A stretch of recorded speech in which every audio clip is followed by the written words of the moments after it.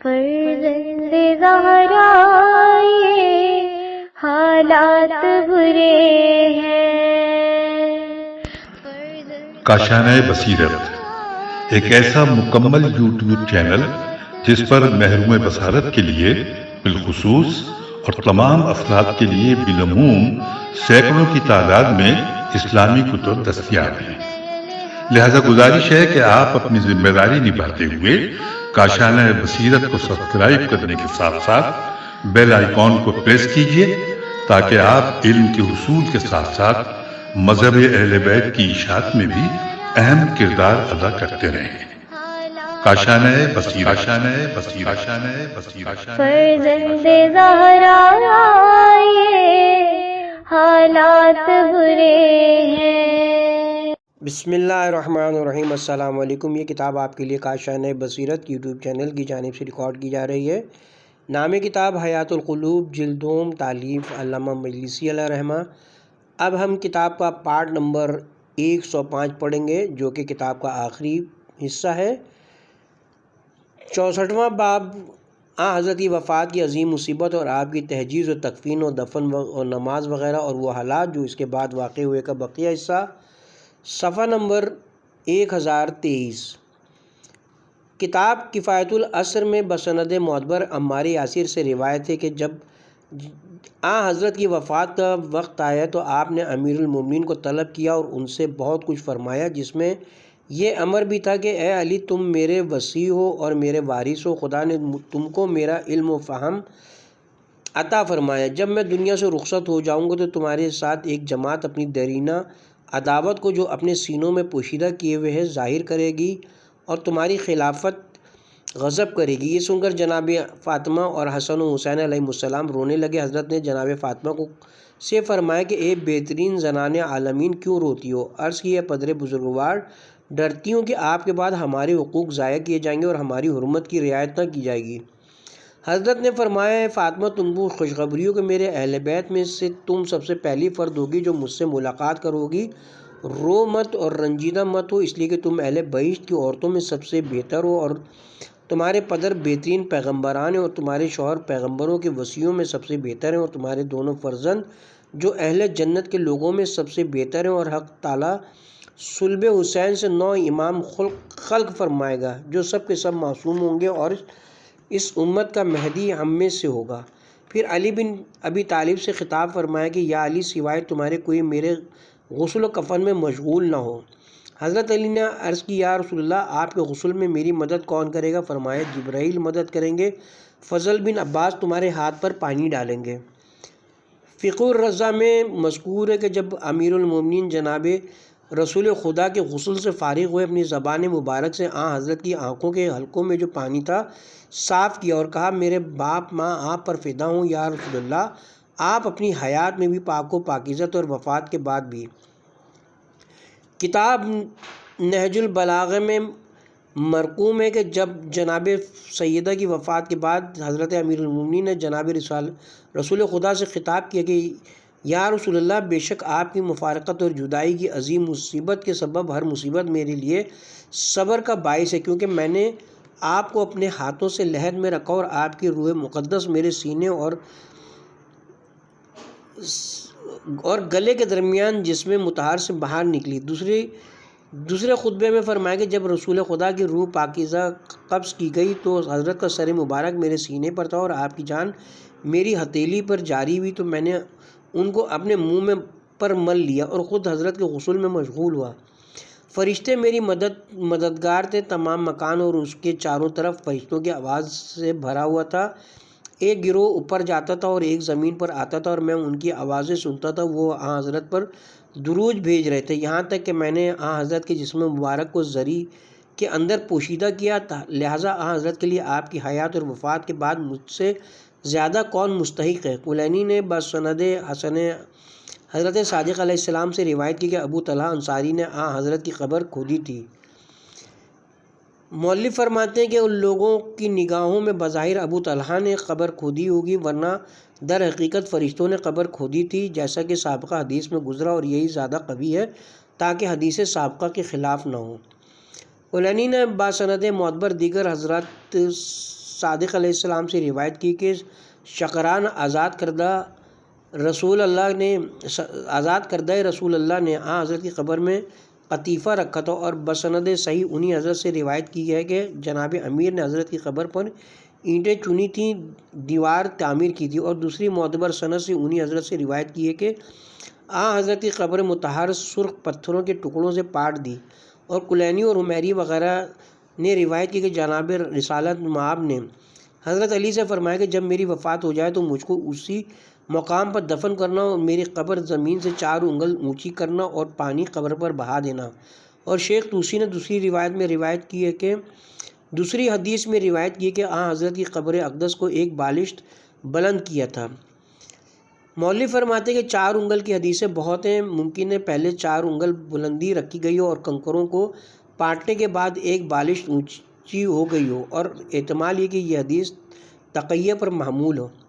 شیخ تبریسی نے روایت کی کہ ام سلمہ فرماتی ہیں کہ جب حضرت صلی اللہ علیہ وسلم نے عالم بقا کی جانب رحلت فرمائی، میں نے اپنا ہاتھ حضرت صلی اللہ علیہ وسلم کے سینہ مبارک پر رکھا۔ اس کے بعد کئی ہفتے تک جب میں کھانا کھاتی یا وضو کرتی تھی، مجھے اپنے ہاتھ سے مشک کی خوشبو آتی تھی۔ کلینی نے بسند معتبر امام محمد باقر علیہ السلام سے روایت کی کہ جس شب کو حضرت ریاض جنت کی جانب تشریف لے گئے، وہ رات حضرت کے اہل بیت پر نہایت طویل گزری، اور ان سب کی یہ حالت تھی کہ ان کو یہ نہیں سمجھ میں آتا تھا کہ وہ آسمان کے نیچے ہیں یا زمین کے اوپر ہیں، کیونکہ حضرت خدا کی رضامندی و خوشنودی کے لیے اپنوں اور دوسروں سے دشمنی رکھتے تھے، اور آپ نے ان میں سے بہتوں کو قتل کیا تھا۔ لہٰذا حضرت کے اہل بیت کافروں اور منافقوں کے انتقام لینے سے خوفزدہ تھے، تو خدا نے اسی عالم میں ایک فرشتے کو بھیجا، اور دوسری روایت کے بموجب جبرائیل کو بھیجا کہ لوگ ان کو دیکھتے نہ تھے مگر ان کی آواز سنتے تھے کہ انہوں نے کہا السلام علیکم اہل البیت ورحمۃ اللہ وبرکاتہ۔ بے شک خدا کی جانب سے ثواب ہر مصیبت میں تسکین دینے والا ہے،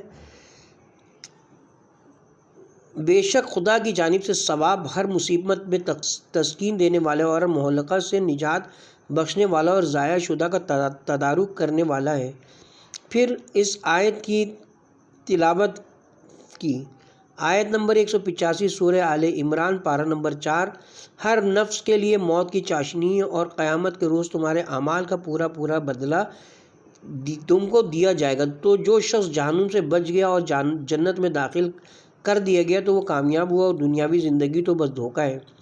پھر کہا کہ بے شک خدا نے تم کو برگزیدہ کیا ہے اور دوسروں پر فضیلت دی ہے، اور گناہوں اور عیبوں سے پاک کیا، اور تم کو اپنے پیغمبر کا اہل بیت بنایا، اور اپنا علم تم کو سپرد کیا ہے، اور اپنی کتاب تم کو دی ہے، اور تم کو اپنے علم کا صندوق قرار دیا، اور اپنی عزت کا اسد قرار دیا ہے، اور تمہارے لیے اپنے نور کی مثال دی، اور غلطیوں سے تم کو محفوظ و معصوم بنایا ہے اور معمون رکھا ہے تم کو فتنوں سے۔ لہٰذا خدا کی خوشنودی کے لیے صبر کرو، کیونکہ خداوند عالم تم سے اپنی رحمت الگ نہیں کرے گا، اور اپنی نعمتیں تم سے زائل نہیں کرے گا، کیونکہ تم ہی لوگ ہو اہل خدا، اور اس نے اپنی نعمتیں مخلوق پر تمہارے ذریعے سے پوری کی اور پراگندگیاں تمہارے سبب سے جمع کی اور کلمات متفق فرمائے۔ تم ہی لوگ خدا کے دوست ہو۔ جو شخص تمہاری محبت اختیار کرے گا وہ ناجی ہے، اور جو شخص تمہارے حقوق غضب کرے گا اور تم پر مظالم کرے گا وہ ہلاک ہوگا اور جہنم میں جائے گا۔ خدا نے اپنی کتاب میں تمہاری محبت مومنین پر واجب کی اور تمہاری مدد کرنے پر ہر وقت قادر ہے جبکہ وہ چاہے گا اور مصلحت دیکھے گا۔ لہٰذا صبر کرو اور نیک انجام کے منتظر رہو۔ بے شک ہر امر کی بازگشت خدا کی جانب ہے۔ یقیناً تمہارے پیغمبر نے تم کو حق تعالیٰ کے سپرد کیا ہے اور اس نے تم کو قبول کر لیا اور زمین پر تم کو مومنین اور اپنے دوستوں کے حوالے کر دیا ہے۔ لہٰذا جو شخص امانت الہی کو ادا کرے گا اور تمہاری محبت اپنے اوپر لازم سمجھے گا اور تمہاری عزت و حرمت کی رعایت کرے گا، خداوند عالم اس کی رازگوئی کا اچھا بدلہ اس کو قیامت میں دے گا۔ تو خدا اور رسول کی سپرد کی ہوئی امانت تم ہی ہو اور تمہاری محبت واجب ہے اور اطاعت فرض ہے۔ خدا پیغمبر خدا دنیا سے نہیں گئے یہاں تک کہ دین کو تمہارے لیے کامل کر دیا اور تمہارے لیے راہ نجات واضح کر دی اور کسی جاہل کے لیے کوئی حجت نہیں چھوڑی۔ لہٰذا جو شخص نادان ہو یا نادانی کا اظہار کرے یا تمہارے حق کا انکار کرے یا فراموش کرے یا فراموشی ظاہر کرے تو اس کا حساب خدا پر، اور خدا تمہاری حاجتیں پورا کرنے والا ہے، میں تم کو خدا کی سپرد کرتا ہوں، تم پر سلامتی ہو۔ راوی نے ان حضرت سے پوچھا کہ تعزیت کس کی طرف سے تھی؟ حضرت نے فرمایا خدا کی جانب سے۔ معتبر حدیثوں میں وارد ہوا ہے کہ حضرت شہادت کے رتبے کے ساتھ دنیا سے تشریف لے گئے، جیسا کہ سفار نے بسند معتبر حضرت صادق علیہ السلام سے روایت کی کہ روز خیبر دست بزغالہ میں حضرت کو زہر دیا گیا ہے۔ جب حضرت نے اس میں سے ایک لقمہ تناول فرمایا، وہ گوشت گویا ہوا اور کہا یا رسول اللہ، مجھ میں زہر ملایا گیا۔ اسی لیے حضرت اپنے مرض موت میں فرمایا کرتے تھے کہ آج اس لقمے نے میری پشت توڑ دی جس کو میں نے خیبر میں کھایا تھا، اور کوئی پیغمبر اور وسیع پیغمبر ایسا نہیں جو بغیر شہادت کے دنیا سے رخصت ہوا ہو۔ اور دوسری معتبر روایت میں فرمایا کہ زن یہودیہ نے حضرت کو گوسفند کے شعبے میں زہر ملا کر کھلایا تھا۔ جب حضرت نے اس میں سے کچھ تناول فرمایا تو اس شانہ نے کہا کہ مجھ میں زہر ملایا گیا ہے۔ یہ سن کر حضرت نے اس لقمے کو پھینک دیا، اور ہمیشہ وہ زہر حضرت کے جسم اقدس میں اثر کرتا رہا، یہاں تک کہ اسی کے اثر سے آپ کی وفات واقع ہوئی۔ اور عیاشی نے بسند معتبر حضرت صادق علیہ السلام سے روایت کی کہ عائشہ و حفصہ نے ان حضرت کو زہر سے شہید کیا، لہٰذا ہو سکتا ہے کہ وہ دونوں زہر آپ کی شہادت کا باعث ہوا ہو۔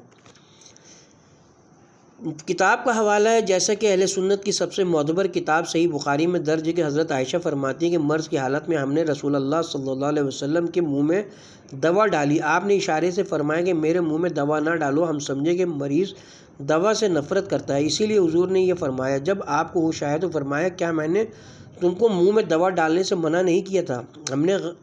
ہم نے عرض کیا کہ ہم یہ سمجھے کہ مریض دوا سے نفرت کرتا ہے، اس طرح آپ نے بھی ممانعت فرمایا سوا عباس کے گھر میں ہر شخص کے منہ میں میرے سامنے دوا ڈالی جائے، عباس کے منہ میں نہ ڈالی جائے کیونکہ وہ تمہارے پاس موجود نہ تھا۔ ترجمہ بخاری شریف پارہ نمبر 18 حدیث نمبر 1673 مطبوعہ حمیدیہ پریس دہلی صفحہ نمبر 189۔ لہٰذا یہ قیاس یقین کے درجے تک پہنچتا ہے کہ حضرت کے آخری مرض میں آپ کو زہر ضرور دیا گیا جس سے آپ کی شہادت واقع ہوئی۔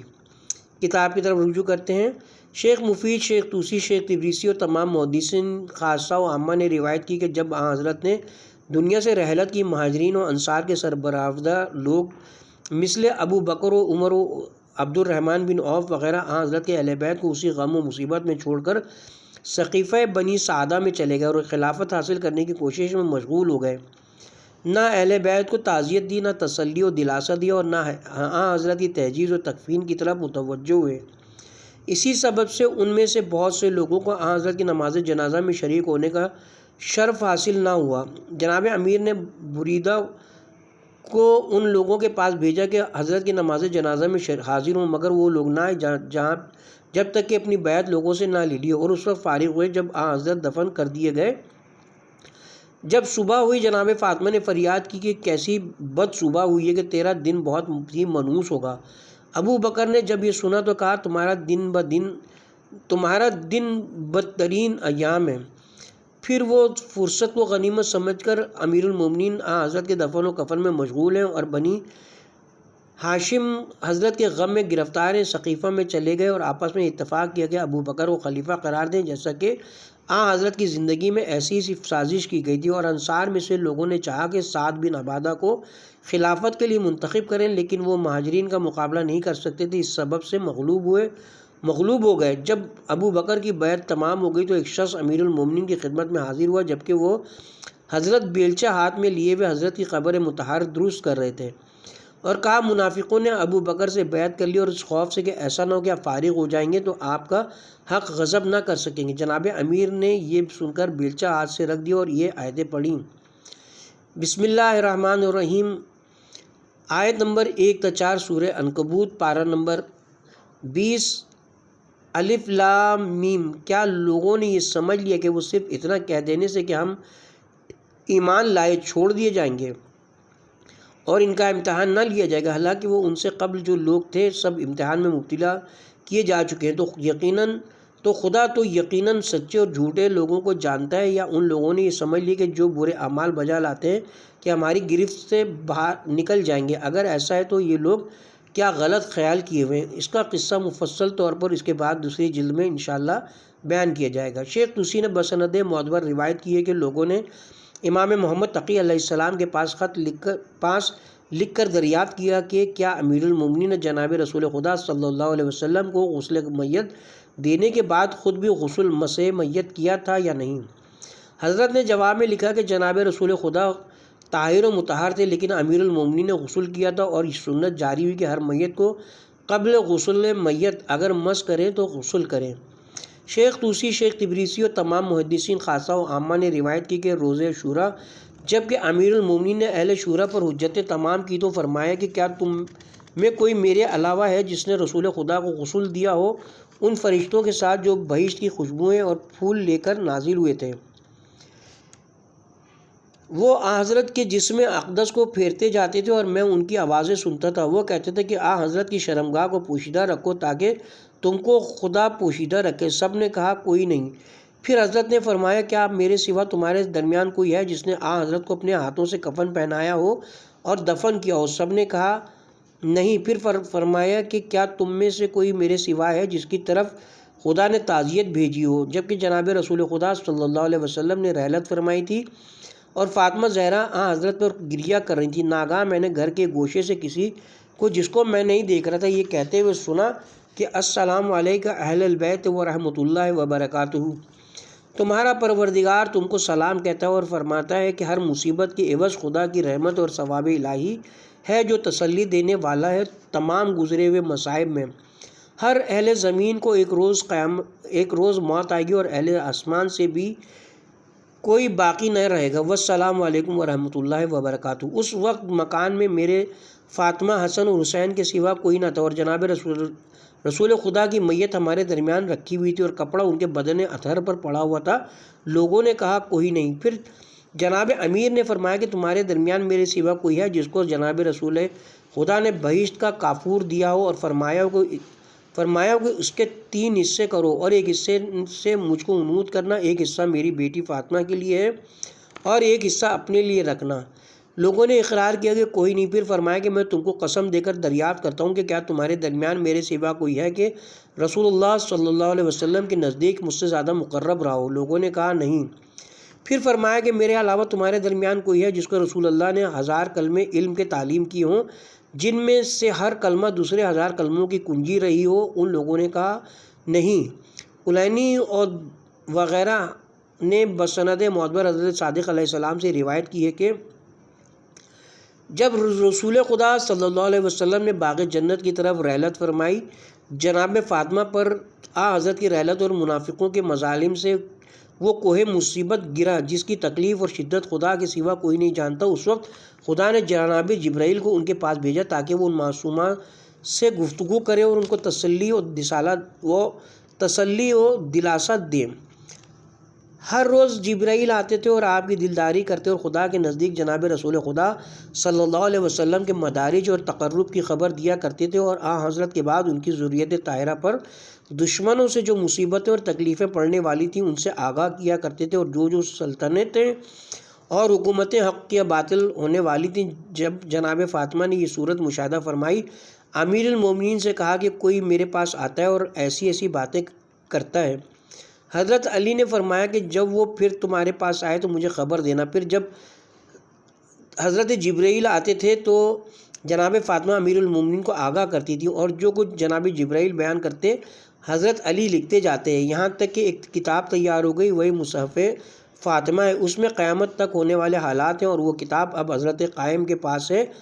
جناب صادق علیہ السلام فرماتے ہیں کہ جناب رسول خدا کے بعد حضرت فاطمہ زہرا 75 روز غم و الم کی شدت میں زندہ رہیں، یہاں تک کہ اپنے پدر بزرگوار کے پاس پہنچ گئیں۔ صلوات اللہ علیہ وعلی ابیہا و بالہا و اولادہا طاہرین و لعنت اللہ علی اعدائہم اجمعین۔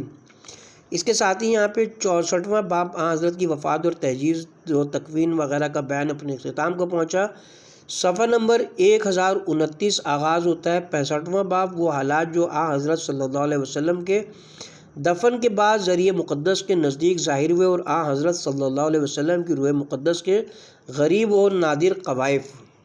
شیخ طوسی نے روایت کی کہ جب لوگوں نے چاہا کہ حضرت صلی اللہ علیہ وسلم کے روضے کی عمارت تعمیر کریں، حضرت کی قبر مطہر کے سرہانے اور پینتی سے مشک کی خوشبو ظاہر ہوئی جس کو لوگوں نے کبھی نہیں سونگا تھا۔ کلینی نے بسند معتبر جعفر بن مسنہ خطیب سے روایت کی ہے، وہ بیان کرتے کہ میں مدینے میں تھا کہ حضرت کی مسجد کی چھت آپ کی قبر مقدس کے نزدیک خراب ہو گئی، میمار اوپر جاتے اور نیچے چلے آتے۔ میں نے اسماعیل بن عمار سے کہا کہ حضرت صادق علیہ السلام سے دریافت کرے کہ ہم چھت کے اس مقام پر جا سکتے ہیں جس کے نیچے حضرت کی قبر شریف اور دیکھیں۔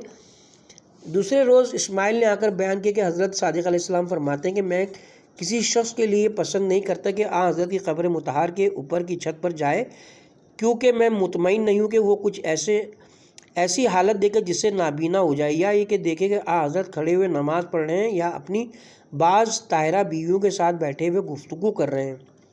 نیز بسند صحیح حضرت صادق علیہ السلام سے روایت کی کہ 41 ہجری میں معاویہ نے حج کا ارادہ کیا اور ایک نجار بڑھئی کو لکڑیاں اور اوزار کے ساتھ بھیجا اور مدینے کے حاکم کو خط لکھا کہ رسول اللہ کے ممبر کو توڑ کر اتنا بڑا ممبر بنواؤ جس قدر لمبا چوڑا شام میں میرا ممبر ہے۔ جب اس نے رسول خدا کے ممبر کو توڑنے کا ارادہ کیا تو آفتاب میں گہن لگے اور شدید زلزلہ شروع ہوا، اس سب سے شروع ہوا جس سے وہ لوگ باز آئے، اور یہ صورتحال معاویہ کو لکھی۔ اس نے جواب میں لکھا کہ میں نے جیسا لکھا ہے تجھ کو ضرور اس کے مطابق عمل کرنا چاہیے۔ یہ خط پڑھ کر ان لوگوں نے پھر ممبر رسول کو توڑ کر بڑا بنایا۔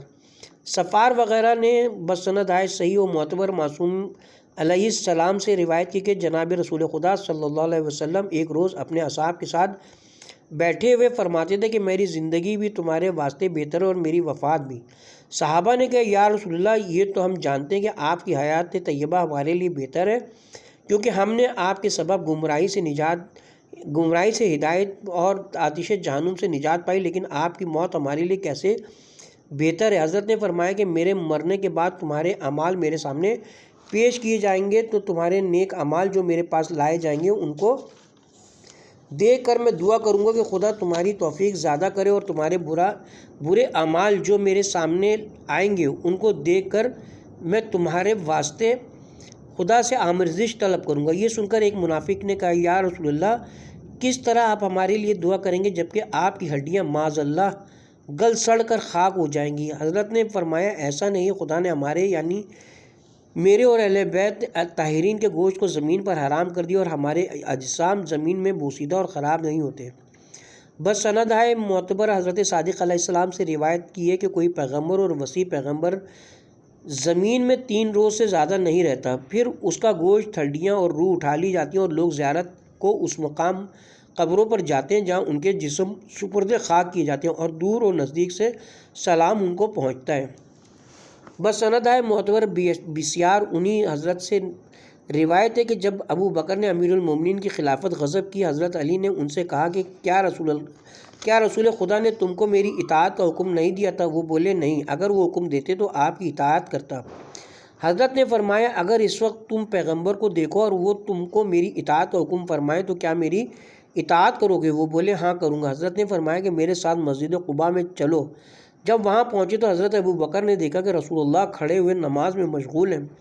جب حضرت فارغ ہوئے تو امیر المومنین نے کہا یا رسول اللہ، ابو بکر انکار کرتے ہیں کہ آپ نے ان کو میری اطاعت کا حکم دیا۔ جناب رسول خدا صلی اللہ علیہ وسلم نے ابو بکر سے فرمایا کہ میں نے تم کو بار بار حکم دیا ہے، جاؤ اور ان کی اطاعت سے انحراف مت کرنا۔ ابو بکر یہ حال دیکھ کر بہت ڈرے اور واپس آئے۔ راستے میں حضرت عمر سے ملاقات ہوئی، بولے کیا ہوا؟ ابو بکر نے کہا رسول اللہ نے مجھ سے ایسا فرمایا۔ حضرت عمر نے کہا وہ امت ہلاک ہوئی جس نے تمہارے ایسے احمق کو اپنا حاکم بنایا، شاید تم کو نہیں معلوم یہ امور بنی ہاشم کے جادو ہیں۔ کتاب اختصاص اور بصائر الدرجات بلکہ تمام کتابوں میں بسند معتبر حضرت صادق علیہ السلام سے روایت کی ہے کہ جب لوگوں نے ابو بکر کی بیعت کے لیے جناب امیر کا گریبان پکڑا اور آپ کو مسجد کی جانب کھینچ کر لائے تو حضرت علی نے جناب رسول خدا کی قبر مطہر کے برابر کھڑے ہو کر کہا جو کچھ ہارون نے موسیٰ کے جواب میں کہا تھا کہ پارہ نمبر 9 آیت نمبر 150 سورہ اعراف، یعنی اے میرے بھائی اور میری ماں کے فرزند، بے شک مجھ کو میری قوم نے کمزور کر دیا اور نزدیک تھا کہ مجھ کو قتل کر دیں۔ اس وقت قبر جناب رسول خدا صلی اللہ علیہ وسلم سے ایک ہاتھ ابو بکر کی طرف بڑھا، جس کو سب لوگوں نے پہچانا کہ وہ حضرت رسول کا ہاتھ تھا، اور ایک آواز آئی جس کو سب نے شناخت کیا کہ رسول خدا ہی کی آواز تھی۔ یہ کہا کہ کیا تو نے اس سے انکار کیا جس نے تجھ کو مٹی سے پھر نطفہ پیدا کیا، پھر تجھ کو صحیح و سالم مرد بنایا۔ با روایت دیگر قبر اقدس سے ایک تختی برآمد ہوئی جس پر لکھا تھا کہ نیز صفا وغیرہ نے حضرت صادق علیہ السلام سے روایت کی کہ ان حضرت نے فرمایا کہ تم لوگ رسول خدا کو کیوں آزار پہنچاتے ہو؟ لوگوں نے کہا ہم کس طرح ہاں حضرت کو آزار دیتے ہیں؟ حضرت نے فرمایا شاید تم کو نہیں معلوم کہ تمہارے اعمال حضرت کے سامنے پیش کیے جاتے ہیں، جب تمہارا کوئی گناہ حضرت دیکھتے ہیں تو رنجیدہ ہوتے ہیں۔ علینی اور صفار اور دوسرے لوگوں نے بسند معتبر حضرت صادق علیہ السلام سے روایت کی کہ شب جمعہ جناب رسول خدا صلی اللہ علیہ وسلم کی روح اور پیغمبران گزشتہ کی روحوں اور گزشتہ اوصیاء کی روحوں کو اور امام زمانہ کی روح کو اجازت دی جاتی ہے، اور یہ روحیں عرش پر لے جائی جاتی ہیں، اور وہ 7 مرتبہ عرش کا طواف کرتی ہیں اور عرش کے ہر قائمہ پر 2 رکعت نماز پڑھتی ہیں۔ جب صبح ہوتی ہے ان کا علم بہت زیادہ بڑھ جاتا ہے، اور دوسری معتبر روایت میں وارد ہوا ہے کہ جب حق تعالیٰ چاہتا ہے کہ حلال و حرام کے سوا امام زمانہ پر علم تازہ کا اضافہ فرمائے تو اس علم کو ایک ملک کے ذریعے رسول خدا پر نازل فرماتا ہے، پھر حضرت اس کو امیر المومنین کے پاس بھیجتے ہیں، امیر المومنین اس کو حسن کے پاس بھیجتے ہیں، پھر اسی طرح ہر امام اپنے بعد کے امام کے پاس بھیجتا ہے اور امام زمانہ تک منتہی ہوتا ہے۔ حمیری اور صفار نے بسند معتبر روایت کی کہ امام رضا علیہ السلام نے فرمایا کہ میں نے کل حضرت رسول خدا صلی اللہ علیہ وسلم کو اسی مقام پر دیکھا اور حضور سے بغل گیر ہوا۔ مولوی فرماتے ہیں کہ ان احادیث کے معنی و مطالب کی تحقیق کتاب بحر الانوار میں بیان ہو چکی ہے، اور انشاءاللہ ان حدیثوں کے بعض رموز و وقائب کتاب امامت میں واضح کیے جائیں گے، اور شیعوں کے لیے جو متاع و منقاد ہیں اس قدر کافی ہے کہ مجملاً ان قبروں پر ایمان لائیں اور اس کا حقیقی علم انہی پر چھوڑ دیں، اور شکوک و شبہات اپنے نفس میں نہ آنے دیں، کیونکہ شبہات شیطانی اور وسواس نفسانی میں کفر و الحاد کا خطرہ ہوتا ہے، خاص کر ان لوگوں کے لیے جو ان کو حل کرنے کی صلاحیت نہیں رکھتے۔ اور میں اسی جگہ اس کتاب کو ختم کرتا ہوں اور برادرانی ایمانی سے التماس کرتا ہوں کہ لفظ و معنی کی غلطی پر مجھ سے مواخذہ نہ فرمائیں، اور اس عصیان کے طوفان میں غرق بندے کو خداوند کریم کی رحمت اور مغفرت کی دعا سے محروم نہ رکھیں، اور اس بے ثبات کے حق کو فراموش نہ کریں، کیونکہ مشاغل کی کثرت اور حالات کی ناسازگاری اور ملامت کرنے والوں کی زیادتی اور حق شناسوں کی کمی کے باوجود اہل بیت رسالت کے ارشادات جو مدتوں سے لوگوں کی بے التفاتی کے سبب متروک و پوشیدہ تھے، شیعوں کے لیے میں نے جمع کیا اور ترتیب دیا ہے، اور ان لوگوں کے لیے جو عربی زبان سے واقف نہ تھے ترجمہ کیا، تاکہ پیشوان دین اور مقربان بارگاہ رب العالمین کے اخلاق و اطوار اور علوم و اسرار پر مطلع ہوں، اور میں خداوند عالم سے اجر کا طالب ہوں اور حق نہ پہچاننے والوں کی ملامت کی پرواہ نہیں رکھتا، اور خدا ہی میرے لیے کافی اور بہترین کفالت کرنے والا ہے۔ اور یہ کتاب 25 ذی الحجہ سن 1087 ہجری میں تمام ہوئی۔ والحمدللہ اولاً وآخراً وصلی علی محمد سید المرسلین و اہل البیت المعصومین طیبین الطاہرین۔ الحمدللہ والمتنہ کہ آج بتاریخ 6 جمادی الثانی 1386 ہجری مطابق 22 ستمبر 1966 بروز جمعرات اس حیات القلوب جلد 2 مؤلفہ علامہ سید محمد تقی علیہ رحمہ مجلسی کا اردو ترجمہ خدا کی اعانت و توفیق سے پائے تکمیل کو پہنچا۔ خدا سے دعا ہے کہ وہ اس دینی خدمت کو میری نجات و بلندی درجات و اخروی کا سبب قرار دیں، اور مومنین کو اس کے مطالعے سے مستفیض و مستفید ہونے کی توفیق کرامت فرمائے، آمین۔ آسی سید بشارت حسین کامل مرزا پوری ابن سید محمد حسین، سادات کالونی ڈگ روڈ کراچی۔ اس کے ساتھ ہی کتاب حیات القلوب جلد 2 اپنے اختتام کو پہنچی۔ پروردگار عالم سے دعا ہے کہ بحق محمد علیہ محمد اور آج کے دن کے مولود امام زمانہ علیہ السلام کے صدقے میں ہماری اس کاوش اور اس محنت کو اپنی بارگاہ میں قبول و منظور فرمائے، اور اس کے ساتھ ہی یہ ذخیرہ ہمارے لیے عاقبت میں کام آئے انشاءاللہ۔